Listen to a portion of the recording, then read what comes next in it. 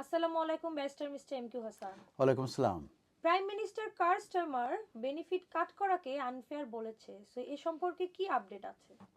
আমরা জানি যে লেবার গভর্নমেন্ট তারা ক্ষমতায় আসার পরে তারা বিভিন্ন ধরনের উদ্যোগ নিয়েছে, বিশেষ করে যে বেনিফিটগুলো আছে, মোর পার্টিকুলারলি পার্সোনাল ইন্ডিপেন্ডেন্ট পেমেন্ট এবং ইউনিভার্সাল যে ক্রেডিট আছে, কিংবা যে সার্টেন যে ডিসেবিলিটি কিছু বেনিফিট আছে, এইগুলোকে মূলত রিফর্ম করার জন্য তারা উদ্যোগ নিয়েছে এবং তাদের টার্গেট হচ্ছে £6 বিলিয়ন তারা মূলত এই পিআইপি এবং ইউনিভার্সাল ক্রেডিট থেকে তারা সেভ করতে চায় কিংবা কাট করতে চায়।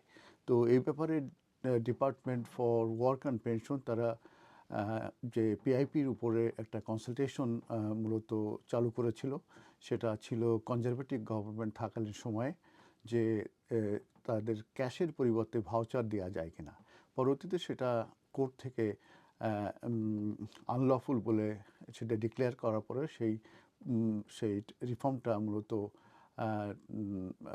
বাতিল করা হয়েছে। কিন্তু পরবর্তীতে আমরা দেখেছি যে লেবার গভর্নমেন্ট £6 বিলিয়ন তারা কাট করার জন্যে তারা এই যে তারা প্ল্যানিং করেছে, বিশেষ করে পিআইপির ক্ষেত্রে তাদের যে তারা টাফার অ্যাসেসমেন্ট তারা ইন্ট্রোডিউস করতে যাচ্ছে ফর ডিসেবিলিটি বেনিফিটের ক্ষেত্রে, এবং কিছু পেমেন্ট আছে সেগুলোকে সার্টেন পেমেন্টকে তারা ফ্রিজ করতে যাচ্ছে। এই বিষয়টি মূলত আমাদের যে বর্তমান প্রাইম মিনিস্টার কেয়ার স্টারমার উনি জানার পরে এটাকে আনফেয়ার বলে উনি উল্লেখ করেছেন। কিন্তু একইভাবে উনি বলেছেন যে আমাদের যে বর্তমান ওয়েলফেয়ার সিস্টেম আছে, এই সিস্টেমটা worst all worlds, that is discouraging people from working. উনি বলতে চাচ্ছে ওয়ার্ল্ডের ভিতরে যত দেশে যে বেনিফিট সিস্টেম আছে সেই সিস্টেমগুলোর ভিতরে মূলত আমাদের দেশের সিস্টেমটা খুবই খারাপ, এবং এটা ডিসকারেজ করে পিপুলকে কাজ করার জন্য, মানে এনকারেজ করে না। অ্যাট দ্য সেম টাইম এই যে বেনিফিট সিস্টেমের যে যে কাটের ব্যাপারে উনি বলেছেন এটা মূলত আনফেয়ার হবে। তো আমরা জানি যে এই পিআইপি যেটা, এটা মূলত মেডিকেল কন্ডিশনের কারণে কিন্তু এই বেনিফিটটা দেওয়া হয়ে থাকে, এবং এটা হচ্ছে নন মেন্স টেস্ট। তার মানে এটা তাদের ইনকামের উপর নির্ভর করে না, এটা মূলত তাদের বেনিফিট কন্ডিশনের কারণে তাদের যে সমস্যাগুলো হয় সেই সমস্যার কারণেই মূলত তাদেরকে এই বেনিফিটটা দেওয়া হয় অ্যাডিশনাল ইনকাম হিসাবে কিংবা অ্যাডিশনাল সাপোর্ট হিসাবে।